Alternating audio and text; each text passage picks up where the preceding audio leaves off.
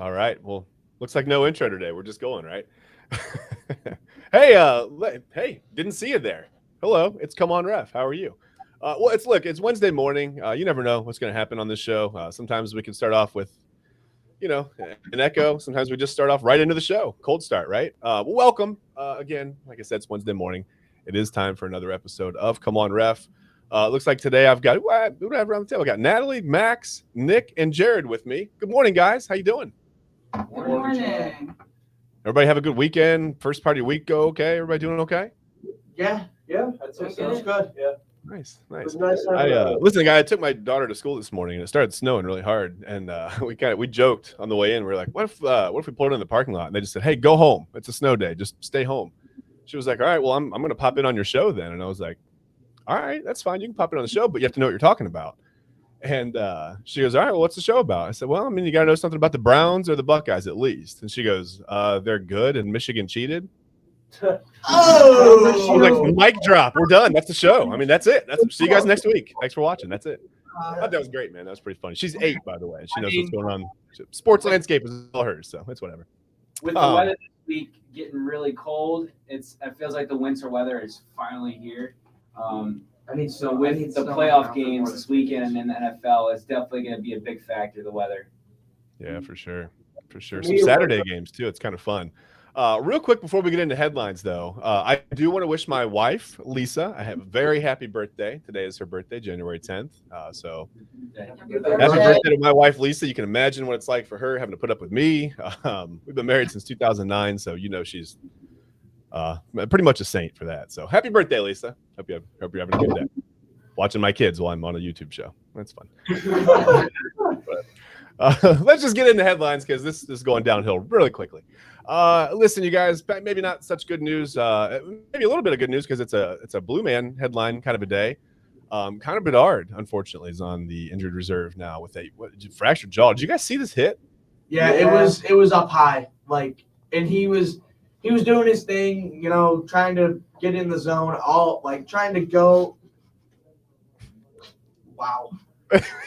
We're starting off on fire. I mean, hey, what's true is true. I'm sorry, Max. It's like that was a hot take from her, okay?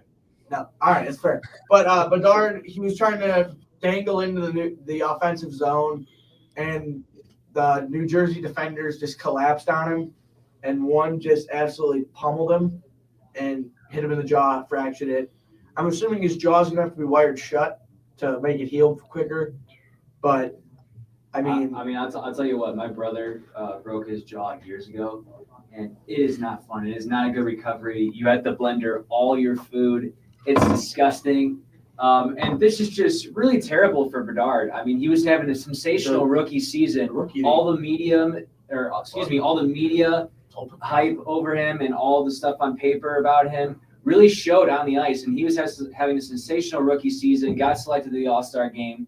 But unfortunately, his rookie season is going to be on pause right now because of this, his broken jaw. I must say, though, for that, that's a bold move to hit the superstar rookie like that. For the who hit him, was it Smith? I think they don't care. If you look at it now, look what happened after it, though. It was just fights after fights after fights. No one in hockey, you don't hit the rookie. You hit the rookie, you're going to get destroyed. They did stick up for him. I mean, they definitely did. No matter what team has a rookie, you're going to get hit. It showed that the respect that Bedard already has in that Blackhawks locker room as a rookie was the fact that you get hit once and all of a sudden all your teammates instantly go to bat for you and start fighting the other team multiple times. They would not stop trying to fight the Devils after that. But I mean, yeah, it just shows that that Bedard already has the respect of that locker room and they view him as the leader of that team. Already, as an 18-year-old kid, that's really, really impressive. And we deep into that roster too, by the way. I mean, they've got 10 other guys on injured reserve right. I mean, they're very, very banged up. And I mean, we also talked about the Blackhawks, how they have 1 and 2 draft picks. A lot of 1, 2, and 3. So they have 6 first, and 5 second rounders. But I mean, yes, they have a lot of early draft picks coming up in the next few years, and they need those draft picks to build around Bedard, and this injury definitely doesn't help them, doesn't help their organization. Could help him get a higher draft pick, not having him on. I mean, no, it doesn't matter. The higher in the lottery, lottery, yes. I mean, right now with him being out, the rookie of the year race kind of opens up a bit because he'll be out for 4 to 6 weeks because Columbus's captain Boone Jenner also fractured his jaw, and he hasn't played since early December. So I mean, minimum you would think at least a month. Yeah, I mean he's not going to be able to take contact for a while. Starting to practice. Jenner's starting to practice again, but he won't be back because he's got a face shield on. And he wants that off. And obviously, I'm not a hockey player, and I get it. You want the best vision to see the puck at all times, but I would think your mouth is more important than seeing the puck in the hockey game because you see so many hockey players missing a tooth, broken jaws like we're talking about right now. Is it really worth it for be able to see the puck better? I don't think so. Obviously, I'm not a hockey player, so I can't really say. Well, because some play college hockey, they use metal cages, and that's what the pros use too, or fish bowls, which is a clear full visor. But with the fish bowls, they get foggy really quick, and then that kind of becomes a thing. Oh, boo-hoo. 2024, we can't find a broken jaw. It's a broken jaw. It's simple as that. Zdeno Chara. Do you want to be able to talk like I am right now? Do you want to be able to eat normally? Zdeno Chara in the 28-19 Stanley Cup Final played the last 4 games with a broken jaw, and he didn't even care. See, he's Hey, Jared, wait. You don't like your cheeseburgers on a milkshake? Like in the milkshake? Come on, man. No, not my thing. Okay, fair enough. Like I said, my brother is small. I understand. Yeah. Chad, I've never broken a bone in my life, but I swear I pray it's never my jaw. I hope this. Yeah, I'm knocking on wood for you too. I mean, I don't want you to ever break any bone, but yeah, your jaw is not one I can't imagine. I don't want to see any athlete hurt. Like I said, I've seen my brother with a broken jaw. It's not fun, and I wrestled. Not cutting off your food supply just only makes you more hangry, and especially when you're cutting weight, you don't have as much food, and with a broken jaw, you don't have the food the way you want it, and you become a mad person. Like you don't want to be around people because you're always hungry all the time. And you have less energy. I'm not pleasant when I'm hungry, man. I'll admit it. I mean, I'm not a pleasant person to be around. When it tips the scale, like it's done. I gotta eat. That's it. But the Snickers commercials, you're not. My family will tell you. Yeah. I mean, that's what Connor Bedard eats now. Yeah. I turn into a different person when I'm hungry. Speaking of a different person, though, I want to move on from Blue Man to Blue Man because we got to talk about John Morant. Had some soreness in his shoulder, his right shoulder. Obviously, that would be a shooting shoulder, I would believe, right? He's righty. Anyway, he's going to have season-ending surgery. Ended up he had a labral tear. Listen, I've been through that one. That's not pleasant. That's a long recovery, especially if it's your load arm. I mean, mine was a little different. I was trying to come back and throw overhand, which is probably a different recovery maybe than Morant will go through, but it's still not a pleasant surgery. I mean, I couldn't hold anything more than a piece of paper for like 2 months. So it was frustrating to be, and especially to be in the sling for so long and try to sleep sitting up. That's a miserable surgery. So I do wish him well. I mean, things were going so well. I see Andrew, he was balling. He was, man. He was doing everything right. It's unfair, man. It's unfortunate. But he'll have the surgery and he should come back next year ready to go. Did you guys see this? What do you think about this? I think it's terrible for John Morant's thing because he just got back from his suspension. Like he didn't play that long, and the Grizzlies were going upwards with John Morant back. So we talked about it. Not only does this affect John Morant, but this affects the Grizzlies. Where do the Grizzlies go from here? I mean, last time I checked, I think they were like 13-25. Yeah. So they had a chance to get back to 500, but now with John Morant it's like there's so many question marks. Like, where do you go from here? Because John Morant can't do it all. You need pieces. You need pieces to the puzzle. So they need to figure out other pieces that they can use to help out John Morant. It was already an uphill battle for them to make the playoffs with John Morant coming back after such a rough start. I mean, you started 6-19 without John Morant. He comes back and they start playing a lot better basketball with him in the lineup. I mean, as you would expect when you get a franchise player back. They started off without a win for a while. I mean, they're not the Pistons, but that's a terrible start. And because last year they were really good without John Morant. Like they had notoriously had a good record without him in the lineup, but this year something changed. I think part of that was due to getting rid of Tyus Jones, who knew how to run the offense when John Morant was out. Yeah. But I think the Grizzlies season is over at this point. You got to come back next year, come back reloaded, and hopefully make a run at it because. I mean, they still have a young core with John Morant and Jackson and Desmond Bain, but those guys. How do their draft picks look, Nick? Do they have a first-round pick, right? I believe so. I believe they still do. So hopefully they're able to use that, get another player to add to this young core. But this isn't going to be a young core forever. I mean, so this is now what, year 3 or 4 of them being in the playoffs, or I guess not this year, but they've made the playoffs the past couple of years. It's not going to be a young core forever. They need to start putting the pieces around John Morant and actually get a run at an NBA title. Hopefully they're able to do that next offseason. You just saw the comment there, Andrew. 7 Dag says Pistons versus Spurs. Everyone take Pistons money line. So I don't know if we're, I don't know if that's a betting tip or if we're just helping him win more money. But either way, you know. I mean, it's a game between the worst of the worst. Yeah, terrible. At least you get to see Wemby play. That's the only reason I watch. That's not a TNT game, is it? Let's hope not. Let's hope not. Anyway, well, yeah. Anyway, so like I said, you know, injury news is never good, but it's always fun to check in with our guy Blue Man. It's always good to see him. You know, even though it does, like I said, entail some bad news sometimes.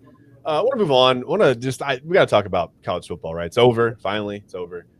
Mercifully, I guess, for some Buckeyes fans, just wanted to see it end. Probably didn't end the way you know, most of us wanted to see it end. Obviously, Michigan wins their first title in 26 years. Listen, guys, they dominated Washington, right? I mean, the score felt bigger than 34-13. They just completely dominated. I'm a big fan of that. I mean, they were in control the whole game. And Michigan, Washington shot Sold the trophy there, Nick. so many times. Sorry, Jared. By the way, you're a little covered up. Yeah, okay. Yeah, but yeah, Michigan was in control the whole game. Like when it was 17-10 at the halftime, it felt like 27-10 because Michigan was in control the whole game. Washington had so many miscues on offense. Michael Penix Jr. missed so many deep throws. And at the end of the day, Washington's defense did not stop Michigan's running game. Blake Corum was the leader in that running game. And we've seen it with Washington all season long. Offense, great. Defense, terrible. And it showed in that national championship game. Don't get me wrong. Credit to J.J. McCarty, able to keep Michigan in the game, having them win the game, winning the national championship. But he managed the game well. Yeah. I don't think he's that great of a quarterback, though. It was mainly Michigan's running offense and their defense at the end of the day. Washington shot themselves in the foot that whole game. On that 4th and 7 play, I don't know if Odunze didn't run where he was supposed to or Penix just didn't throw the ball to him right. I mean, miscommunication. I think Penix was throwing the ball to where he was supposed to be. And if he caught that ball, it's a walk-in touchdown. And maybe at halftime, it's 17-17. And, I mean, and then Washington had the ball because they scored before half. Yeah. Maybe if they don't throw that interception and they go down and score, maybe it's a different ball game. Yeah, there could have been a momentum change. There was, but then they had Washington had a lot of penalties though too. But that holding call, you can't. I don't know how you call that call. The guy was literally he literally slapped him by. That's not a holding call. That is a At the end of the day, the refs called it. There's nothing you can do. But the ACC refs are garbage. And the non-calls on so many blatant holds both ways. I don't think any one side was favored. They did a lot of missed holds, you know. I don't know. I mean, the ACC refs like favoring the other team because if you think of it, back in 2019 semifinal.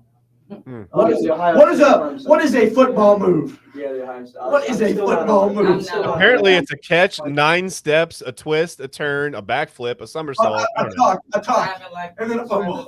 So I have a bit of a question for you guys. Is this a failure on Ryan Day's part to let Michigan pass them and win the national title and overtake Ohio State? Is this Ryan Day's biggest? Is this a failure on his part? I saw some people saying this is his biggest failure. Listen, I think it's a valid question, but man, they played Michigan tough in Michigan's house, man.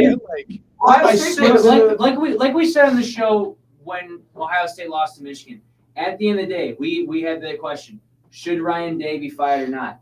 I said yes because you can't beat Michigan. If you can't beat Michigan, how do you expect to beat people in the college football playoff? Michigan showed they can do that. That question becomes a little more interesting now with the Titans move yesterday. It does become a little more. I think they bring Vrabel on as a defensive coach. I don't think he's going to do that. I think he's got he doesn't have his pick of jobs, but I think he can go almost anywhere he wants of any open jobs in the NFL right now. I don't think he's going to come back to college to be a defensive. That's the real question. Where does Jim Harbaugh go from here? Yeah, we're going to talk about that in a minute. We'll definitely get to that in a minute. But first, I want to ask you guys this. I want to ask you, is this championship for Michigan, is it tainted a little bit in your opinion? Yeah. It's going to come back on what this investigation comes down to, which I think it will be. I definitely think it will be because they're going to come back and J.J. McCarthy, I don't know how people just glossed over this. He incriminated the entire Michigan program in an interview before the title game when he said that He said, "Oh, Ohio State and other teams stole signs in 2019 and 2020, so we had to get on an even playing field." Stealing signs is legal. What they did is not legal. So one, it wasn't an even playing field, and two, you just admitted that the whole program knew about this when the whole program Allegedly about it for. If Harbaugh didn't know about it, how did the quarterback know about it? If Harbaugh didn't know about it, how did the offensive coordinator know about it? JJ McCarthy's JJ McCarthy. He sits in the end zone and does this for the like he's hey, man, hey, come on, he's a good kid, man. Come on. I'm not He's gonna make fun of surrounding him himself. because he said it was it's not bad. It's good. Yeah, he said he had depression issues. So I'm That's not going to clown him. He's a for good that. kid. He seems like a good guy, Yeah. but he does seem like a bit of a corny guy. He definitely does seem to come off. And he's definitely not telling the whole truth. No. But to me, I do think that this is going to come back. I don't think it will get vacated, but I do think that they will have some wins from this season vacated, and at least wins from the last 2 seasons will for sure be vacated. But Yeah, I wonder where they're going to draw the line there. It's like, do you okay? Because okay, now okay, so they came out with the cheating scandal. Everyone said, okay, they're cheating. This is that, whatever. So in that Purdue game, they started looking a little bit different, right? I think we can agree that that's where the line was drawn. So, I mean, do you vacate every win before the Purdue game and still let them have the national championship? I mean, it's weird. It's a weird situation. But at the end of the day, if you vacate the wins, why does it even matter? Because Okay, but if you think of it here, they went on Houston this is the run, place though. where cheaters win. Yes, but they went on this Interesting, run. right? That was weird. They went on this run after the cheating. That's what kind of is hard to look back at. Is Yeah, because they played really well. they came out and then they beat Penn State, then they beat Ohio State, then they beat Alabama, and then they beat Washington. So Yeah. it's like you do still have to tip your cap to Michigan and be like, They yeah, proved they were the best team in the country. They didn't have to cheat. they were, as much as it pains me as an Ohio State fan to say it, they were the best team in college football. It is this what it year. is. You can see it. Ohio Yeah. State, regardless of the cheating scandal, regardless of if this is a tainted title, Ohio State needs to come out and respond and get back on the same level or the better level. As Listen, it's going to be hard to replace 44 players. I mean, 44 regulars. But I like Yeah. what they're doing in the portal. I like how they have a new quarterback and a new running back going into next And a year. new They got center. they got one of the best.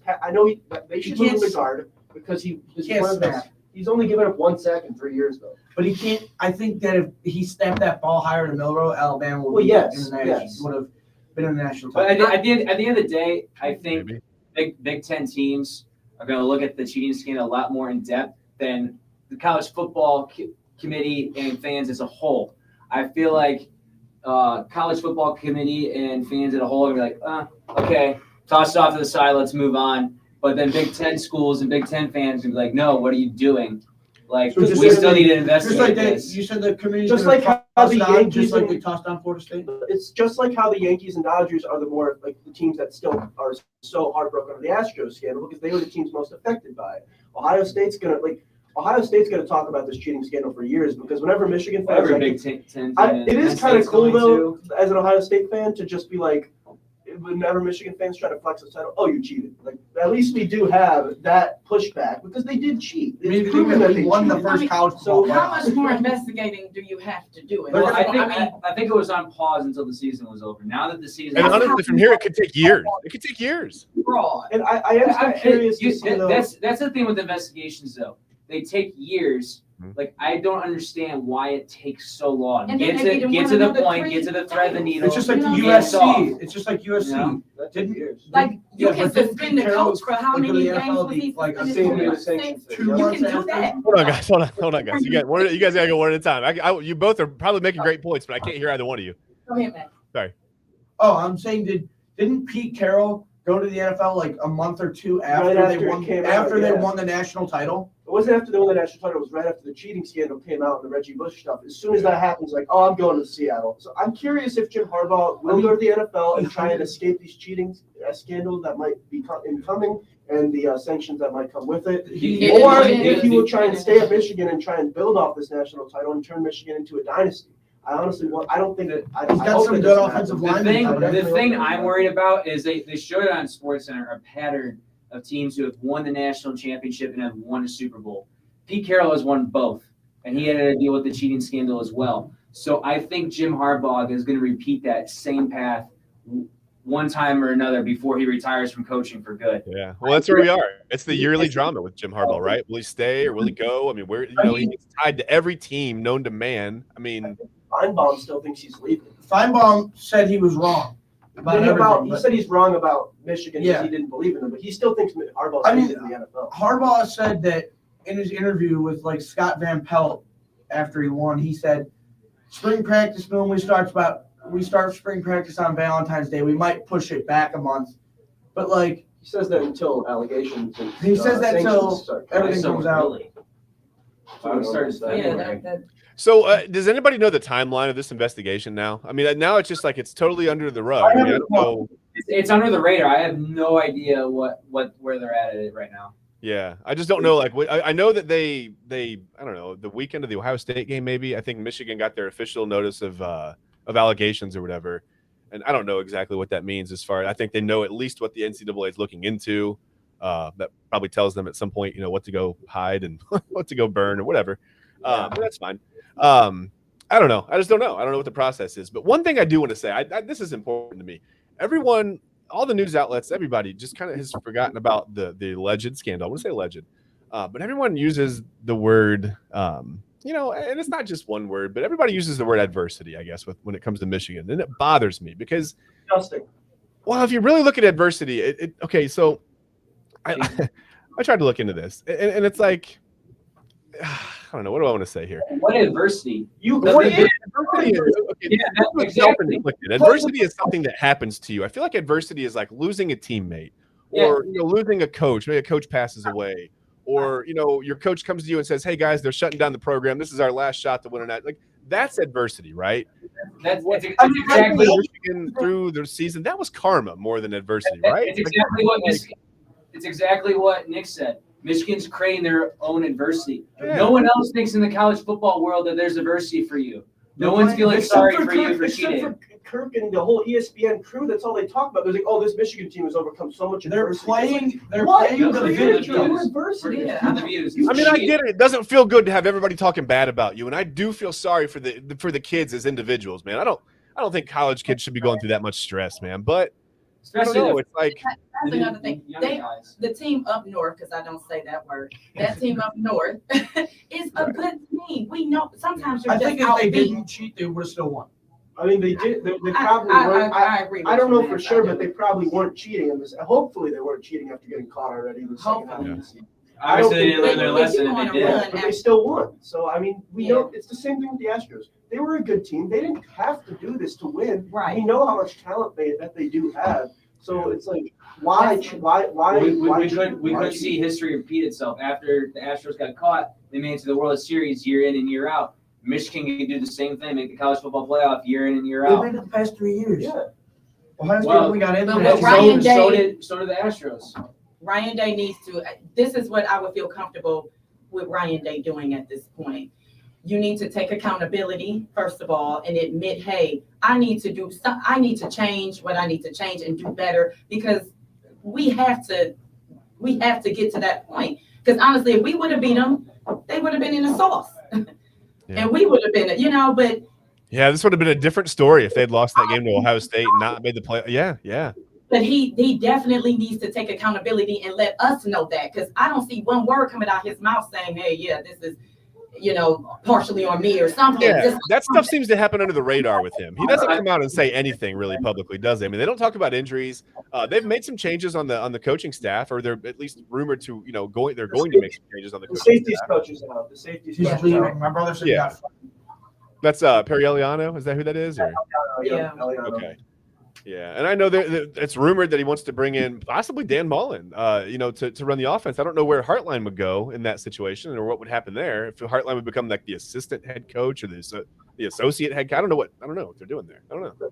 I'm curious as well. Does this result, though, seeing Michigan in this playoff, does this make you feel any better about how Ohio State at all? Because they played Michigan closer than. I mean, it doesn't make me feel better in terms of seeing Michigan win the national title. It still sucks. I still wish it was them.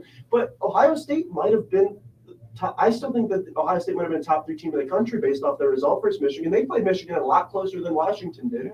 They played Michigan. That's great, but at the end of the day, they lost so many people. I know, yes. What if McCord doesn't get hit on that throw? And what if he gets that ball to Marvin Harrison Jr.? Or what if he finds Case Stewart who's open on that play? is a bad quarterback performance away from beating Michigan. They were in that game. So They lost by 6. I they mean, did. And if McCord leads them on that last drive and doesn't throw 2 interceptions in that game, there's a good chance Ohio State wins that game. And they're the and ones. that early interception killed him, I think. I mean, it was a killer. Yeah, it did. But that one non-interception call from when Denzel Burke absolutely ripped the ball away from Roman Wilson before he was even in the end zone. See, I think that was a touchdown. I really do. But like he didn't have control. I think he did. I think he did. When it touches the plane, it's a touchdown. I mean, when the ball hits the front of that plane, and I think he did have control right at the beginning of the goal line. I really do. I just do. Ohio State, though, they played this. If you look at the Alabama-Michigan game, only reason Alabama was in that game was because Michigan beat themselves constantly on special teams. It was an atrocious special teams performance for Michigan. They dominated Alabama. It's the only Ohio State did not get dominated by Michigan at all in that game. So I think that maybe we aren't as far off from Michigan as we were thinking maybe after that game and then after watching. Fire Ryan Day, people look a little silly. I mean, 3 of his 8 losses are to the eventual national champion now. Like I said, but you still got to win those games at some point if you're Ryan. You do. At some point, you got to start winning those games. Like I said, you give him one more year. If he can't beat the good teams, then there's no point, especially with the conference expanding next year. But I'm still Oregon next year. I love the new. I think Will Howard, Quinshon Judkins, if Trayvon Henderson comes back, even if he doesn't, I think Dallin Hayden will still be a good pairing with Judkins. I really like this offense going into next year with the new made guys that they brought in, because having a mobile quarterback is going to be huge. Having a big guy back there who can sling it down the field to your weapons. Yeah, I love that they're actually busy working on the offense in the transfer portal. I like this. Getting a stud pass protector from Alabama, a guy who's given up 1 sack in the past 3 seasons. As long as he's able to snap the ball, or if we move him to guard, I think he'll move to guard. I really do. A lot of people don't think that, but I think he may move to guard. I hope so. So I hope Ohio State sees this. I hope that they're like, we can't let this happen anymore. We got to start beating Michigan, and that should be us playing in the national title game and not Michigan. And I think they're off to a good start. I do. What's your guys' impression of Will Howard? To me, I watched a little bit of video. I just tried to look at YouTube highlights or whatever. He kind of reminds me of Urban Meyer said JT Barrett, but it almost reminds me of like just a little bit of a bigger Tim Tebow. Like he says, he's not really a runner. He's not fast. But he's willing to use his legs to get out of some situations, you know? Will Howard, I saw him rip off a 76-yarder. He's big, but he scored, 19 rushing touchdowns this year? 9. 19 would be amazing. 19 would be. If he was at 19 rushing touchdowns. But, I mean, again, if you look at his numbers, they're nothing special. But he still had the same amount of passing touchdowns, obviously a lot more rushing. I mean, the court had 0. So 9 rushing touchdowns as well on the ground. With a lot less to work with at Kansas State than Kyle McCord had at Ohio State. For sure. I mean, his rushing touchdowns, did they come from the read option? Like I said, I didn't see it. They can run. He's a guy who can run the option. He's kind of like a Josh Allen light build with 6'4", 6'5", 240 big arm. And we've seen transfer QBs that have maybe not been amazing at their other schools, but then they go to other schools and they're a completely different player. Look at Michael Penix Jr. with Washington. Look at Jaden Daniels at LSU, Bo Nix at Oregon. They weren't anything special at their previous schools. They were good players, but nothing really to write home about. They definitely were Heisman contenders. Then they go to this second school, they get better coaches and players around them, and all of a sudden, boom, they're Heisman contenders. But the transfer portal's a gamble. You never know what you can get. It's true, but you could end up. But you know more than I think you do with a high school prospect, don't you? I mean, you know a little bit. Yeah, I'd say so. But it's Jaden Daniels. It's good on paper, but we have to see it first. Yeah. Listen, the 2 Big 12 championship games is promising, right? He led Kansas State to 2, in one big. They beat TCU 12-0 TCU last year, Team that beat Michigan. Yeah, exactly. So I don't know. I don't know. But him already saying that I'm coming here to beat that team up north too after the quarterback that just left said it was just a game. It's kind of a good look. It's a good look. It's a good way to endear yourself to the fan base for sure. And so I think Will Howard's a good pickup. I think having him start for 1 year, see how I think he'll do a good job. And then you have Aaron Nolan take over after that. Yeah. And the Judkins pickup too is a home run in my opinion. That was Is Jeremiah Smith going to start? I think they essentially added another guy with the running ability of Travion Henderson. I mean, they've got 2 of those guys now. I mean, they do need someone else in Henderson. Yeah. I love that pickup, and him announcing it right at the end of the national title game was pretty cool too. Like, all right, we're coming. Like, I'm coming to Ohio State. We're not that was kind of like sending a message almost in my opinion. Yeah, that was cool. That was cool. I like that. Like, let's not let them be the only news thing going on right now. Like, let's get this done. I like that too. All right, yeah. So I don't know. I think, like you said, Howard and Judkins are. I left some of the other transfer portal guys out, but I do think they've got some key contributors in some really good places. I mean, the offensive line needed help. We needed help in the backfield. It seems like everybody kind of took off and left one way or another. So yeah, they needed some depth there. The quarterback helps because I don't know if Devin Brown can stay healthy, and I don't know what Lincoln Kienholz is going to develop into, but obviously the Cotton Bowl wasn't pretty, so whatever. I want to move on. Let's talk about the NFL because I don't know, man.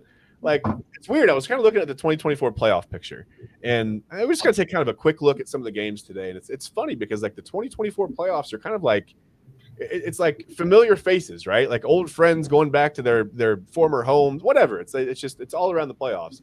And we can kind of start with first of all the Bills. Okay, the Bills won the AFC East. I can't remember. I think I might have picked the Bills back early in the season, and then immediately I thought I was wrong. And here they are. We all picked the Jets. We all picked the Jets. Yeah. I thought I picked the Bills. I don't know. You might not have. No, Ben picked Miami. I know that. Me and Jared picked the Jets. I remember. Yeah, Ben picked Miami. I'm actually glad the Bills won their division because I'm so sick as a football fan of watching Buffalo face the Chiefs in the playoffs. Like, they always go to Arrowhead. So I'm so thankful they won, and they won their division and are facing a different opponent in the playoffs. Seems like in forever. Yeah. And, I mean, kind of expected it really halfway through the season. We've seen the Bills up and down all season long. Josh Allen, the turnover ratio has not been great for him this season, but he's been able to get the Bills to the playoffs every year since coming to the Bills, and has won, I think, 3 straight division? Four straight division titles, and they dominated Miami. And we always dominate Miami. We see Miami cannot beat good teams, and they're going to be facing Kansas City and Arrowhead instead of the Bills. In the freezing cold. It's going to be cold. Ooh, it's going to be cold, man. Yes, the weather's a factor, obviously. Yeah. And obviously Kansas City has the advantage, being in their stadium, used to that weather, unlike the Dolphins. But at the end of the day, Kansas City does not have the same receiving core as they used to. And their former receiver, Super Bowl champion Tyreek Hill, is coming back to Arrowhead. So, I mean, we saw it earlier in the year. How healthy is Kelsey going to be? We don't know. I mean, Yeah, we saw it earlier in the year. These two teams faced in Germany. Kansas City got the victory. So, I really think you can't look at that game from Germany to now because their team's completely changed from that game. The weather is going to be completely different. It's going to be in the low, 2 degrees, high of 6 degrees, low of -5. So it's going to be. But even though the weather's still a big factor, I still think the Dolphins have a chance based off Kansas City's receiving core. I do too. But to me, Miami. It's cold for everybody, Watching Miami choke away that division was just like, how, man? Like, this was their year. Like, nothing was going right for the Bills all season long until the end of the year. When they fired their OC, and then Sean McDermott started talking about.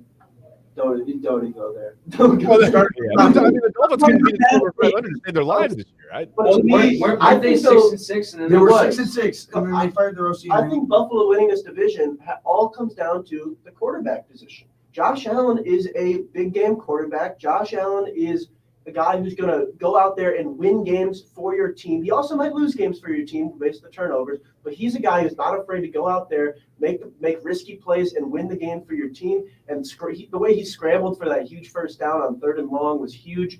And I just think he is a much better quarterback than Tua Tagovailoa is, because Tua has kind of choked in all the big games since coming to the NFL. Anytime he's had to face a good team, that's just Miami's forte. I think a lot of it comes back to Tua. I feel like Tua is a guy that when everything's going well around him, when everything's easy around him in the NFL, he's able to play well, put up big numbers. But it seems like every big game, he kind of crumbles a bit. And I think that maybe unless he's able to go on a run here in the playoffs soon, maybe Mike McDaniel might look to pull a Sean McVay and move on from his quarterback who's good but not great, and maybe make a move for a big game quarterback sometime down the road. I don't He think was it's kind of the opposite in college, wasn't he? I mean, he was kind of a big game He guy. was. Again, and he was another, but even when he looked at Bama, he had the best receiving core in the country. He had everything around him. That's Well, fair. I don't think it's just Tua. I mean, I think the Dolphins' defense is average. There's so many injuries on defense. Yeah, I was gonna say, They're hurt. like they don't blow you off the stat chart, but at the end of the day, They get no sympathy from Browns fans, by the way. Though. They lost Jalen Ramsey for some games. They lose Bradley Chubb for the rest of the season. Jalen Phillips torn Achilles at MetLife. So yes, with the injuries, that does affect their defense. But at the end of the day, I don't think their defense is that great either. It doesn't really stand out. It's just kind of like in the middle. Yeah. Well, okay, so that's the Bills. I mean, obviously, like I said, they won the AFC East. Will we see their familiar faces back in the AFC Championship game? Josh Allen's been there once. Growing up, I saw the Bills in the AFC Championship. It felt like 12,000 years in a row. I mean, they went to the Super Bowl 4 years in a row and lost. So, I mean, the Bills were just that fixture, and they're kind of starting to it felt like they were going to turn that corner and kind of be that team. We'll see. I mean, I don't know how much time they have left with Josh Allen and that core, but to me, they're always terrible. I mean, they've missed the playoffs almost 20 straight years, and now Josh Allen and Sean McDermott have been able to lead them on this run. I think Stephon Diggs as well. I think a lot of us showed that maybe we were overreacting when the Bills were 6-6, saying that it could be Sean McDermott's last year, saying that this Bills window is closing. Because I think right now the Bills window is as open as ever. Is it not? The AFC is kind of wide open this year. Besides, Baltimore's a great team. Bills, you got to give a really good shot as well to represent the AFC in the Super Bowl. They have a great defense. They have one of the best quarterbacks in the league. The Chiefs feel like they're kind of going downhill a little bit. The Ravens are really good. This feels weird to say, but who knows what the Browns will be without Joe Flacco? Weird. But yeah, I don't know. I mean, who knows? Yeah, you're right. Their window could be open. I want to get to some more familiar faces because listen, the Eagles, right, aren't playing well. They started off 10-1. The Eagles are playing atrocious, Chad.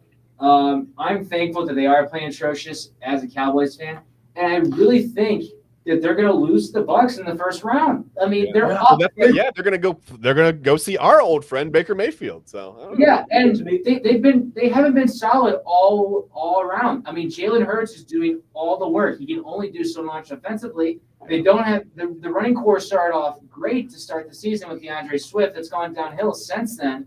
And their defense is just not great either. You have Darius Slay, and that's pretty much it. Yeah, they're banged up too. Do you think maybe some of those injuries are taking more of a toll on those guys than we really realize from the outside? I just think they're trying too hard, and they're burnt out a little bit. To me, I have a question. Are we giving our picks now or at the end of the show for these games? We'll go at the end of the show because I'll run through all the playoffs. We'll kind of we can give our picks for the playoffs at the end of the show. About the games right now and what we think about these matchups right now? Yeah, that's fine. Yeah. Because for me, heading into this game, the Eagles, man, they're playing so bad. They've 1-5 in the last 6 years, and they're losing to bad teams. They just lost to the Giants. They lost to the Cardinals. They're losing to just bad football teams as well. Yeah. And when they play a good team, they get blown out like they did against the Cowboys and the 49ers. So, I mean, Jalen Hurts is playing bad football right now. He really is.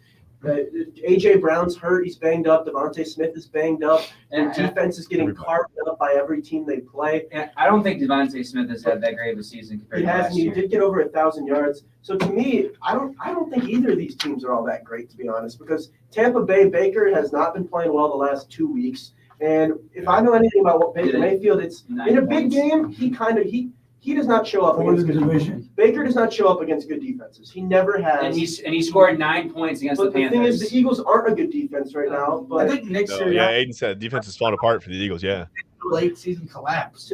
To me, I don't trust Baker Mayfield in big games. I know he did win a playoff game with the Browns, but he was up 28-0 basically before he even had the football in that game. So honestly, I don't know. Instead of this being a first-round playoff game, this is going to be called the Toilet Bowl because. Honestly, the Alamo Bowl. This is probably the least exciting game that's going to be being played in the first round. Tampa couldn't even score a touchdown against Carolina in Week 18 to clinch the division. They won an awful division in an awful way. Yeah, I agree with you. I don't think either of these teams are that great. I don't think either of these teams are making it past the divisional round. So I think this game doesn't do much for me. I don't think I'm not interested in that Jalen Hurts is going to be what we saw of him in the playoffs last year. I mean, I think this game is Jason Kelsey's last ride as an Eagle or no, as an NFL center. I mean, he is getting up there.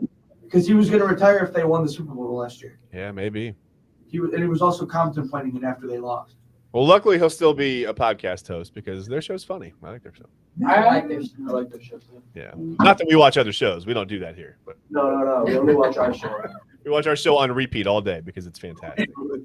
And like I said, we can talk about our picks in that one. I think Tampa Bay may sneak that one out still, even though they're not great either. But the Eagles are just so bad; it feels like they're going to find a way to trip over themselves to me. But like I said, we'll make our picks later. More familiar faces. Listen, Matt Stafford is going back to Detroit. I wish Neil was here. I wish we were I really wish Neil right now.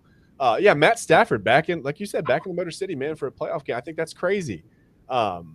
It's just it keeps happening. It's wild. What do you guys think about that? Like we talk about home field advantage, Chad, and I honestly think Matthew Stafford has home field advantage, even though he isn't the home team because he's played at Ford Field so many years. Yeah. Will he know how to get to the visitors' locker room? That's the question. Yeah, really. You walk into the wrong one.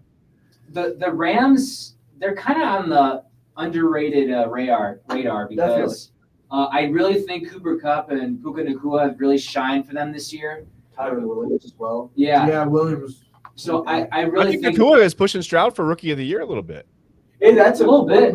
That's a discussion. That's a whole other discussion. That's a really tough choice in my opinion. It is. It's tough. I think the Rams have a legitimate shot walking out of Motor City with a win. Don't discredit the Lions though. Lions have St. Brown. Their running game is incredible with Montgomery and Gibbs. Unfortunately, their star tight end Laporta is hurt. Yeah, Don't know if he's playing or not. What you get for not sitting guys, man, that's tough. You want to keep your momentum going, but wow. But at the end of the day, I think this is going to be a great game. It's a great storyline for NFL and NFL fans. But it definitely is going to be an exciting one, and I'm excited to see how it turns out. Yeah, me too. Honestly, this is the most intriguing matchup of all the ones in Wild Card Weekend. Besides, as a Browns fan, not to me personally, I just think in general this is the most intriguing matchup. Just because you have the two quarterbacks, they're traded for each other. This is you know how much that means for both of them to go. This is for bragging rights. This is to say who won. I still think the Rams can't say they lost the trade because they won the Super Bowl. But if you're the Lions and you let Stafford come back in and beat you in your first playoff game in Ford Field ever, this is the first playoff game in Ford Field ever, and you have the guy who was your quarterback for 12 seasons coming back who never won a playoff game with you, partially because it was your fault. You never put a team around him. Yeah. Then you watch him go win a Super Bowl. That's Barry Sanders about that. Yeah, I mean it's. Yeah, watching him go win the Super Bowl his first season away. Now you're finally here. You have the team. You have a great team, great coach. Jared Goff is playing. At this point, Jared Goff is playing like a top 10 QB in the league. Jared Goff's playing really good. But at the end of the day, Matthew Stafford, man, he proved in the Super Bowl run. He's a big game quarterback. Yeah. He has the experience. He's a veteran. He knows how to win in the playoffs.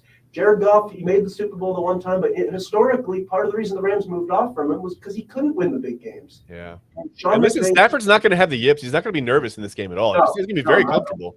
Not at all. Sean McVay is a great coach. What he's done with the Rams this year is amazing. I don't think anybody had the Rams in the playoffs this year. I had the Rams coming in third place, winning 5 or 6 games this year. I thought it would be a really good for them. And look what happened. In fact, they got the 6th seed, not even the 7th seed. No, they won 10 games this year. It was really, really impressive to see. I think you're right. I think a lot of people looked at it as a throwaway year for them. Yeah, under the radar because we were so focused on the 49ers and the Seahawks all season long in their division. People talked about the Rams are going to be down for years because they traded away all those draft picks to go for it and win the Super Bowl, and that Aaron Donald might be retiring, Sean McVay might be going to TV. It looked like Stafford might be washed, is what people were saying. Yeah, they had a better foundation than we thought.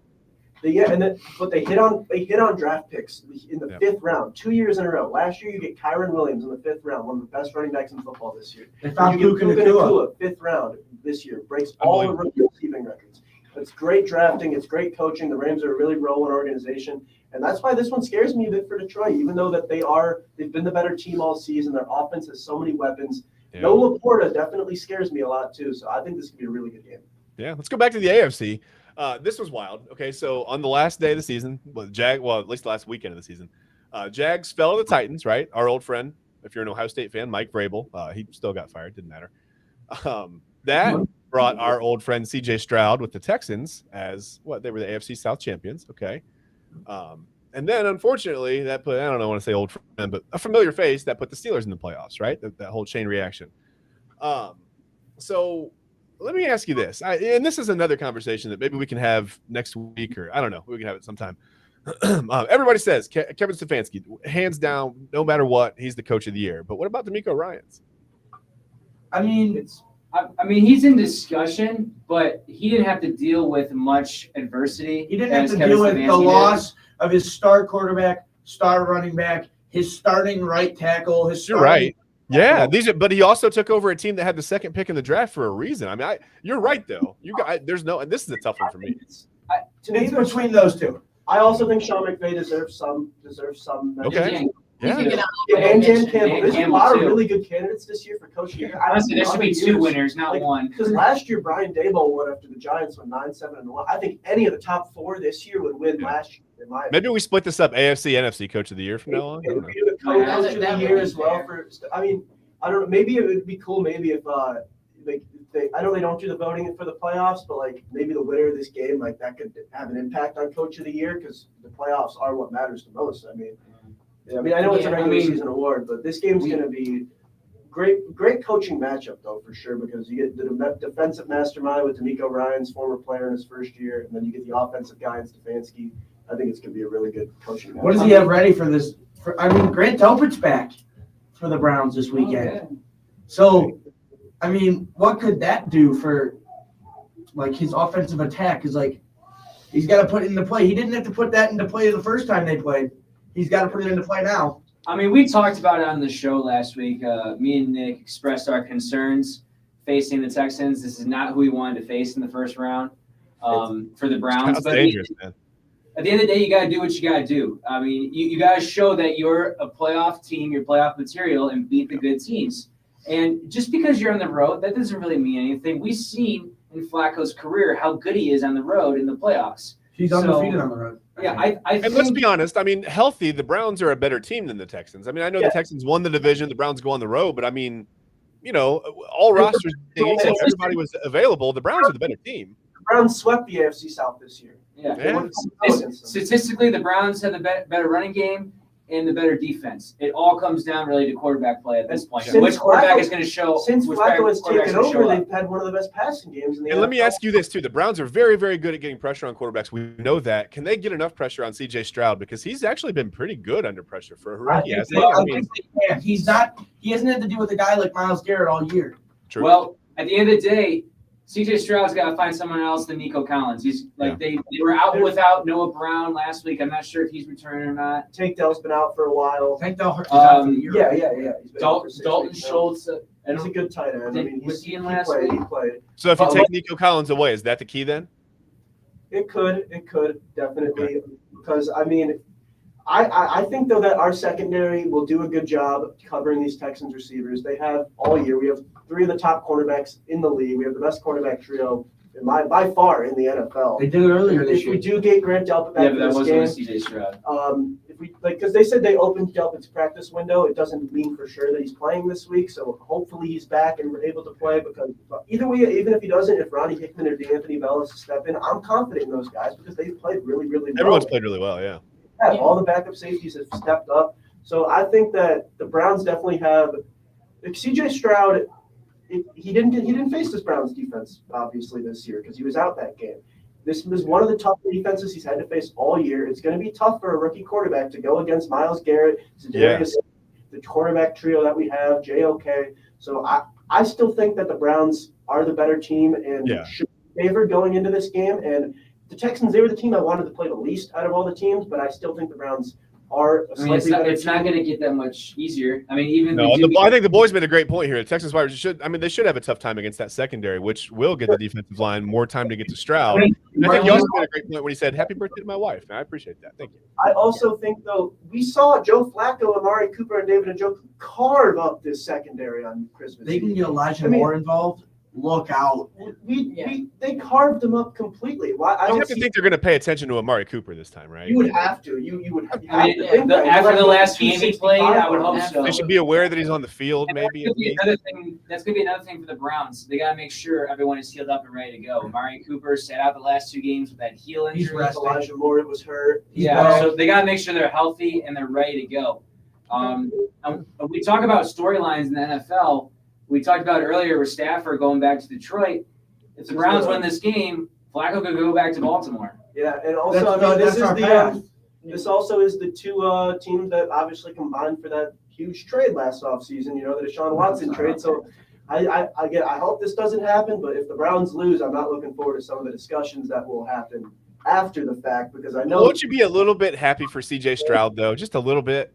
I would be, but obviously I care a lot more about the Browns, of course, this season than I do. C.J. Stroud's a rookie. He doesn't need to win the Super Bowl this year. He's going to have plenty of opportunities. Right. Oh, don't say that, man. They said that about Dan Marino. You know, I'll get back there. As a Browns fan, we have a 38-year-old quarterback in there right now. I mean, like, as a Browns fan, we always hear the next year term too. So this could be our only shot. I mean, I don't think it will be. I think Stefanski's going to be. This could be our best shot. So I hope that the Browns win this game. Obviously, as a Browns fan, I really hope they win this game. Yeah. But I don't know. I'm going to be nervous though. I'm going to be nervous. The Browns, sure. if they win this week, do they go to Baltimore? It's not for sure. It depends on how the other games shake out. Okay, so I thought they'd just go straight to Baltimore. No. So we could have a home. It depends if we're the lowest seed remaining. If we're the lowest seed remaining, then it depends if Miami or Pittsburgh wins. Okay, listen, real quick before we get into our picks, this is a great question. The boys said, "What do the Browns do next year?" And I thought, what you're probably obviously, I think you're alluding to Deshaun Watson and Joe Flacco. What do the Browns do? If Deshaun Watson is healthy, he is the starter. He's making $50 million next year, and again. And the only way this gets complicated is if Flacco comes in and literally wins the Super Bowl. I think he has to win the Super Bowl for it to even be a discussion. But even then, with how much money Deshaun Watson's making, and the fact that we did go 5-1 with him as our starter this year. Again, I don't even like giving him the Colts game, so we can say 4-1, but because he barely played in that game. But still, I still think that even if, I love Flacco, and I hope this run can continue. With how much money Deshaun's making, he's going to be the quarterback next year. And I don't think the Browns are going to feel that bad about it, just considering the fact that since coming to Cleveland, he is 8-4 as the starter. So at the end of the day, I'm not a Browns fan, and I thought this trade had nightmare written all over it to start with, and I still think that. I do not think Watson is the answer. I'm sorry. I think he's so overrated. I do not think he's good. I don't think he's overrated considering literally everyone thinks he sucks. If Flacco wins the Super Bowl, you've got a little bit of a Cardale Jones, JT Barrett situation next year, right? Like, I really think both those guys deserve to be on the field a little bit, but what do you do? Like Nick said, I mean, unfortunately, that's the truth. He's getting paid a lot of money, so he's going to be the starter next year. That's it. Financially, that's it. Yeah. When you give up 3 first-round picks for a guy and give him all that money, he's going to be the starter. And I saw in the chat there, they did say that Nick Foles versus Carson Wentz situation. I think it could be that if Flacco does come back under contract next year, but I don't think he will. I think some team's going to offer him a chance to compete for the job.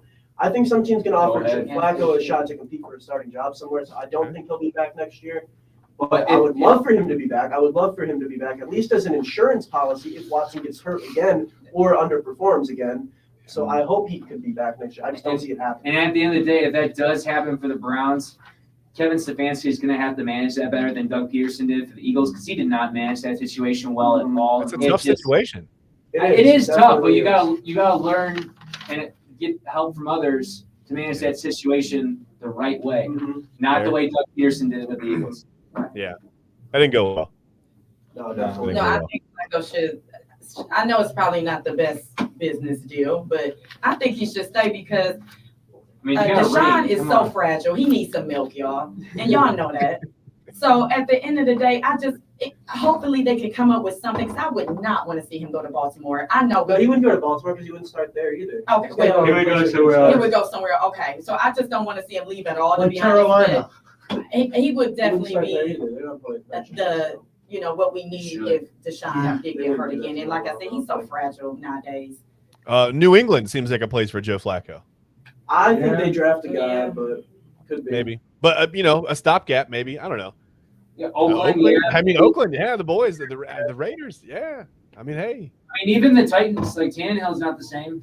I think they're going to roll with Levis probably, but maybe Flacco bring him in to compete with him in case Levis doesn't play well. I can see that as an option, but I don't know. Or the Cardinals. I don't want to focus on next year yet with the Browns just because there's still so much to be won this That's year. fair. Win That's the fair. Super Let's Bowl. focus on right now. And I don't have a graphic up for this, but I don't want I'm just going to let you guys, if you guys want to just kind of, whatever games you want to pick, and we'll do our picks and predictions. We'll obviously get to the Browns and Texans last. But whatever other games you guys want to pick right now, go ahead. Like I said, I don't have a graphic for it. You can pick the games we've talked about. I mean, we talked about the Bills, talked about the Eagles and Tampa Bay, Rams, Lions, whatever. I mean, just give me your guys' picks for these. Should we quickly though mention Cowboys Packers? I was Should we go gonna over that real Maybe quick? I didn't want to because I wanted to see if Jared would get mad, but yeah, we can do that. No, I was gonna say I have the Cowboys Shocking. winning this 31-20. Not only because they're better than Green Bay, but they're also playing at home. And they're just unstoppable at home. They've won 16 straight at home. And again, another NFL storyline. McCarthy facing his old team that he coached and won a Super Bowl with. But at the end of the day, the Cowboys are just unstoppable at home. And I've been really impressed with Aubrey this year. I mean, unfortunately, he had the broadcaster jinx last week against the He missed? Commanders. No, I got blocked. But He didn't miss. The boys calling for the Packers upset here, Jared. What do you think? I I know don't think PTSD though from all the times where you would face Aaron Rodgers in the playoffs and the Packers. That's why I'm a little bit worried because our history has shown we have not played well against the Packers. I know Rodgers isn't there anymore, but man, Love, what a season for Jordan Love. Everyone thought he was nothing. Yeah. Leading the Packers to the playoffs in his first year as a starter with a bunch of rookie and second-year receivers too is extremely impressive. So He had some ups and downs, but that's to be expected. I thought he played well overall. I think that I do think the Cowboys are the better team, and I think that they do win this game. But I mean, they're averaging 40 points a game at home. So I do think the Cowboys win this game, but I think Jordan Love makes it close because That's why I said 31-20. He's no slouch. He's a really good quarterback. They're going to score some points, yeah. The But Packers Jared did say the Cowboys are very, very good at home. It's wild. it's and a tough defense to go I up see- against for a young QB as well. I see that comment with the boys. Nobody has talked about Jordan Love's second most touchdown passes. Guess who has the most? Yeah, Dak Prescott. Yeah. So there you go.